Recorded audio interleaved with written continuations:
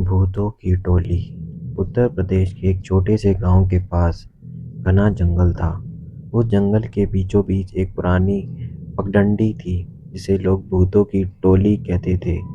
गांव के बुजुर्ग बताते थे कि रात के समय वहां कोई भूत एक साथ घूमते हैं और जो भी उस रास्ते से गुजरता है उसे डराकर भगा देते हैं।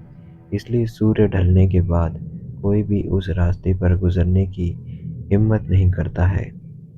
एक दिन गांव के 3 दोस्त दीपक, रणविजय और दीपक के साथ उसका सबसे करीबी मित्र अर्जुन ने सोचा कि यह सब बस लोगों की डरावनी बातें हैं। उन्होंने फैसला किया कि वे रात को जंगल में जाकर सच्चाई पता करेंगे। गांव वालों ने उन्हें बहुत मना किया, लेकिन वह नहीं माने। रात के करीब 10 बजे तीनों टॉर्च लेकर जंगल की ओर चल पड़े।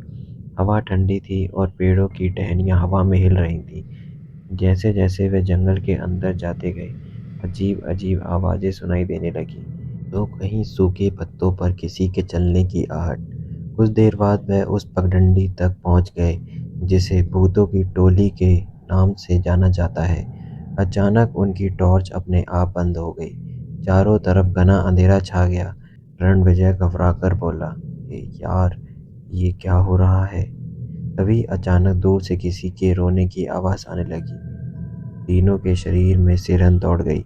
दीपक ने कांपते हुए कहा, "चलो यहाँ से वापस चलते हैं।" लेकिन तभी उनके सामने सफ़ेद कपड़ों में एक अजीब सी परछाई दिखाई दी। वह धीरे धीरे उनकी ओर बढ़ रही थी। उसके लंबे काले बाल थे और उसके आंखें बिल्कुल लाल चमक रही थी। अर्जुन ने डर के मारे चिल्ला पड़ा, भूत!"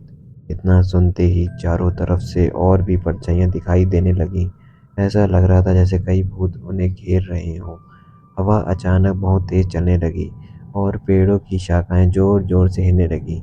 एक भयानक आवाज गूंजी, "क्यों आए हो हमारी टोली में?" तीनों दोस्त डर से कांपने लगे। तभी रणविजय ने हिम्मत करके कहा, "हमें माफ कर दो। हमें नहीं पता था कि यहाँ सच में भूत रहते हैं।" अचानक एक जोरदार चीख सुनाई दी और सभी परछाइयाँ उनके आगे बढ़ने लगी। तीनों दोस्त जान बचाकर भागने लगे। वह बिना पीछे देखे लगातार दौड़ते रहे। किसी तरह वह जंगल से बाहर निकलकर गांव पहुंच गए। गांव वालों ने जब उनकी हालत देखी तो सब समझ गए कि उन्होंने भूतों की टोली को देख लिया है। उस दिन के बाद से रणविजय, अर्जुन और दीपक ने कभी उस रास्ते की ओर जाने की हिम्मत नहीं की। आज भी गांव के लोग कहते हैं कि अगर रात में उस जंगल के पास जाओ तो कई परछाइयाँ एक साथ घूमती दिखाई देती हैं और हवा में वही डरावनी आवाज़ गूंजती गूंजती है।